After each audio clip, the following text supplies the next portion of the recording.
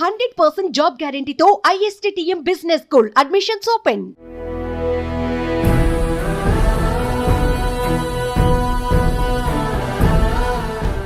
మోడీ గుజరాత్ ముఖ్యమంత్రి అవడానికి అద్వానీ ఎలా కారణమో మోడీ ప్రధానమంత్రి అవడానికి కారణంలో మీరు కూడా కీలకంగా ఉన్నట్టు కదా. అంటే నేను కారణం అని నేను అన్నాను కానీ బట్ నేను కూడా ఆ రోజు ప్రధాన పాత్ర వహించాను. ఎందుకంటే పార్టీ భవిష్యత్తు మోడీ గారు అయితే గెలుస్తాం, మనం పార్టీ కూడా బాగా మంచి అవకాశం వస్తుందనే భావంతో ఉండబట్టి నేను గట్టిగా మోడీ గారి వైపు నిలబడ్డాను. గోవాలో జరిగిన మీటింగ్ కదా అనౌన్స్ చేశారు మీరు. అద్వానీ మరి మీతో ఏమన్నారు సార్ ఆ సందర్భంలో? మోదీ అంటే ఆయన అన్నాడు అలా అలా నేను అన్నాను మొత్తం సార్ దేశవ్యాప్తంగా మోడీ కావాలని అడుగుతున్నారు అందరంటే ఇది కొంత ప్రచారమేమో అని అంటున్నారే అన్నాడు. లేదు సార్, నేను మీకు చాలా కుటుంబ సభ్యులు లాంటి వాడు కదా, నాకు ఎంతో ప్రేమ ఉంది మీరంటే. ఇది పార్టీ హితం దృష్ట్యా మనం మోడీ గారి పెడితే బాగుంటుందని చెప్పాను. నేను వాస్తవం ఇదని అది వాస్తవం ఇదని చెప్పాను. పార్టీలో ఆయనతో వెళ్ళి చెప్పాను, చెప్పి నా అభిప్రాయాన్ని ఆయనతో పంచుకున్నాను. పార్టీలో ఆయన చుట్టూ ఉన్నవాడు కొంతమంది లేదు సార్ మీరే ఉంటే బాగుంటుంది అనుకున్నారు. అందువల్ల మామూలుగా అద్వానీ గారు చొరవ తీసుకుని అన్ని విషయాల్లో ఆయనే చొరవ తీసుకుని ముందుకు వచ్చి ఆయనే వాజ్పేయి గారి పేరు ప్రతిపాదించి ఆయనే గుజరాత్ ముఖ్యమంత్రి గారు నరేంద్ర మోడీ గారి పేరు ప్రతిపాదించేవాడు. ఈసారి అలా పేరు ప్రతిపాదించకపోవడంతో కొంత జనంలో కొంత ఇది వచ్చింది. ఆయన పార్టీ నిర్ణయానికి కాదల్లా. అవును, మోడీ ప్రస్తావన వచ్చింది కాబట్టి. మోడీకి మీకు అనుబంధం ఎలా ఉండేది సార్ పార్టీలో మొదటి నుంచి? నాకు పరిచయం ఎప్పుడు జరిగింది సార్? మోడీ గారు ఆయన చాలా క్రమశిక్షణయుతమైన మనిషి. రెండవది చాలా రాత్రి మూడు కష్టపడే మనిషి. మూడవది ఆయనకి కొన్ని క్రియాశీలకమైన యొక్క వినూత్న ఆలోచనలు వస్తూ ఉంటాయి. అందువల్ల నాకు మోడీ గారు అంటే ఇష్టం ఏర్పడింది. ఆ తర్వాత మేము ఎప్పుడు మాట్లాడుకుంటూ ఉండేవాళ్ళం. ఆయన గుజరాత్లో ఉన్నప్పుడు కేశుభాయ్ పటేల్ ముఖ్యమంత్రిగా ఆయన ఆరోగ్యం దృష్ట్యా ఆయన్ని మార్చి నరేంద్ర మోడీ గారిని ముఖ్యమంత్రి చేయాలని మేమందరం ప్రతిపాదిస్తే అద్వానీ గారు ఆయనే చొరవ తీసుకొని ప్రతిపాదించాడు. అప్పటి నుంచి ఎప్పుడు మంచి సంబంధాలు ఉండేవి, మాట్లాడుకుంటున్నాడు, ఆలోచన కలబోచుకుంటున్నాడు. మోడీ గారి ఒక ప్రత్యేక లక్షణం ఏంటంటే కష్టపడమే కాదు, ఆయనకి ఎప్పుడు ఆలోచనలు, రకరకాల ఆలోచనలు వస్తుంటాయి, కొత్త ఆలోచనలు వస్తుంటాయి, వినూత్న ప్రయోగాలు చేయాలని కూడా ఆయన మార్పు కావాలి, క్రియేటివ్గా ఉంటాడు. ఆ తర్వాత నమ్మిన దాన్ని జనంలోకి తీసుకెళ్లాలనే ప్రయత్నం ఎప్పుడు చేస్తుంటాడు. ఆయన మొదట వాడిన పదాలు చూడడం రిఫార్మ్, పర్ఫార్మ్ అండ్ ట్రాన్స్ఫార్మ్ అని. ఆ తర్వాత నేను INB మినిస్టర్ అయిన తర్వాత దగ్గరగా ఉన్నాయి. నేను ఆ తర్వాత INB మినిస్టర్ అయిన తర్వాత మన సూర్యప్రకాష్ గారు ఎక్కడ రాశారు journalist, reform, perform and transform అంటే నేను INB మినిస్టర్ అయిన తర్వాత ఇన్ఫార్మ్ అని పెట్టాను. జనానికి తెలవాలి కదా, రిఫార్మ్, పర్ఫార్మ్ అండ్ ట్రాన్స్ఫార్మ్ ఏంటి, ట్రాన్స్ఫర్మేషన్ ఏమిటి, రిఫార్మ్ అనేది జనానికి ఇన్ఫార్మ్ కావాలి కదా. మనం పైన ఉన్న వాళ్ళకి సంస్కారాలు అంటే తెలుస్తాయి, కింద ఉన్న జనానికి తెలవు కదా, సంస్కారం తెలియజేయాలి కదా. అందుకని ఇన్ఫార్మ్ అని దానికి పెట్టాను అని. ఇవన్నీ ఈ యతి ప్రాసలు ఉపయోగించి ఆ పదాలని ఖాయం చేయడం మొదటి నుంచి నాకు ఆసక్తిగా ఉండేది. అసెంబ్లీలో ఉన్నప్పుడు కూడా పత్రికలు రాస్తుండేవి. యతి ప్రాసలను పుంకాలుగా గుప్పించి ప్రత్యర్థుల్ని చిత్తు చేయడంలో వెంకయ్యనాయుడు దిట్ట అని చెప్పి రాస్తుండేవాళ్ళు ఆ రోజుల్లో. అలా నాకు అలవాటు అయిపోయింది అవన్నీ. అది పెద్ద ప్రయత్నం కూడా చేయను నేను, అలవాటు ప్రకారం వచ్చేస్తుంటాయి వెంటనే. అది ఎవరిదైనా ప్రభావం ఉందా సార్?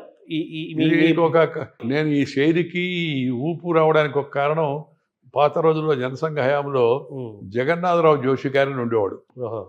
జగన్నాథరావు జోషి అని కర్ణాటక, ఆయన మరాఠా, ఆయన పూణే, బట్ కర్ణాటకలో ఉండేవాడు. కర్ణాటక కేసులు అని కూడా పేరు ఉండేది ఆయన. ఆయన బాగా స్పీడ్గా మాట్లాడితే అసలు మనం ఇందాక చెప్పినట్టు పంజాబ్ మెయిల్ అని, పంజాబ్ మెయిల్ కూడా లాభం ఆయన ముందు. Orissa Congress, Kerala Congress, Bangla Congress, Janata Congress, ruling Congress, I Congress, U Congress, S Congress, no Congress అని ఇటు మాట్లాడుతుండేవాడు. ఫైనల్ గా నో కాంగ్రెస్ అనేవాడు. అలా అనేక ఒకటే కాదు, ప్రతి విషయంలో మీ మాటల్లో ఆయన తీరు కనిపిస్తుంది. ఆయన కొంత ప్రభావం నా పైన ఉంది, నాకు కూడా అర్థం అవుతుంది. వాజ్పేయి కూడా ఆయన గురువా? వాజ్పేయి పైన ఆయన ప్రభావం? వాజ్పేయి గారు, అద్వానీ గారు గురువు, జగన్నాథరావు కదా, వాళ్ళిద్దరు గురువే. అప్పుడు పార్టీ వస్తున్నప్పుడు రోజు వాజ్పేయి గారు సరదాగా అద్వానీ గారి సమక్షంలో అప్పుడు పార్టీ ఆఫీస్కి వచ్చేవాడు. వాజ్పేయి గారు అద్వానీ గారు పార్టీ ఆఫీస్కి వస్తుండేవాళ్ళు. అద్వానీ గారు అధ్యక్షుడు ఉన్నప్పుడు రోజు పార్టీ కార్యాలయానికి వచ్చేవాడు. నేను అధ్యక్షుడు అయినప్పుడు ఉదయం 8 నుంచి సాయంత్రం 11 గంటల వరకు ఆఫీసులో ఉండేవాడిని. దానివల్ల అందరు దేశవ్యాప్తంగా ఉన్న కార్యకర్తలకు ఒక సంతృప్తి, విషయాలు తెలుసుకోవడం మనం చేస్తుంది వాళ్ళకి తెలవనట్టు. ఓ రోజు వాజ్పేయి గారు సరదాగా అన్నాడు, జగన్నాథరావు हम आपको राष्ट्रपति का उम्मीदवार बनाना चाहते हैं. అంటే ఈయన జగన్నాథరావు జోషి అటల్ जी कोई मुझे पति के रूप में स्वीकार करने के लिए तैयार नहीं तो राष्ट्रपति कैसा बनाऊंगा? అదే అదే పెళ్లి చేసుకోవడానికి ఇష్టం లేదు. సిద్ధంగా పతిగానే నాకు అవకాశం దొరికినప్పుడు రాష్ట్రపతి ఎలా అవుతారని ఆయన స్టైల్లో అదే అదే. చెప్పాడని చెప్పి. నాకు పిల్లనే ఎవరు ఇవ్వట్లేదు, నాకు పెళ్ళే జరగట్లేదు, నువ్వు రాష్ట్రపతి అంటావు ఏంటని ఆయన. సో ఆయన యొక్క ప్రభావం మీ పైన బాగుంది, మీ పైన వాజ్పేయి గారి పైన కూడా ఉంది ఆయన ప్రభావం.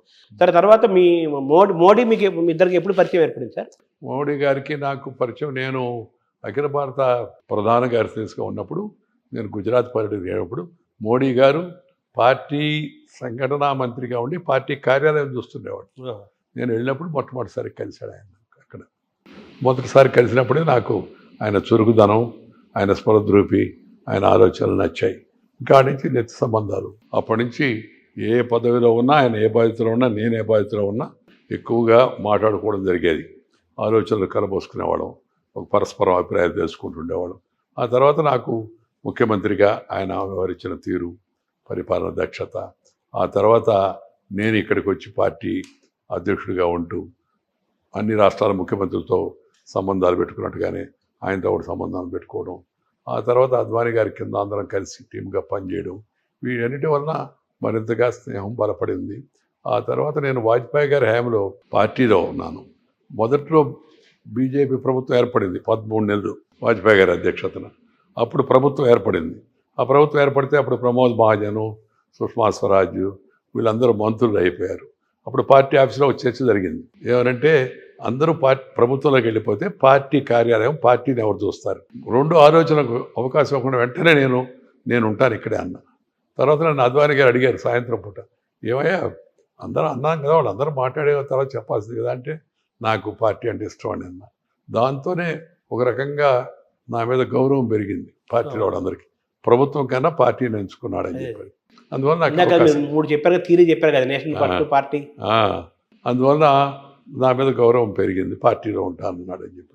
తర్వాత ప్రభుత్వంలో రంగరాజ కుమారమంగళం కేంద్రంలో మంత్రిగా ఉన్నాడు. డిఎంకేతో అలయన్స్ ఉంది వాజ్పేయి గారి ప్రభుత్వంలో.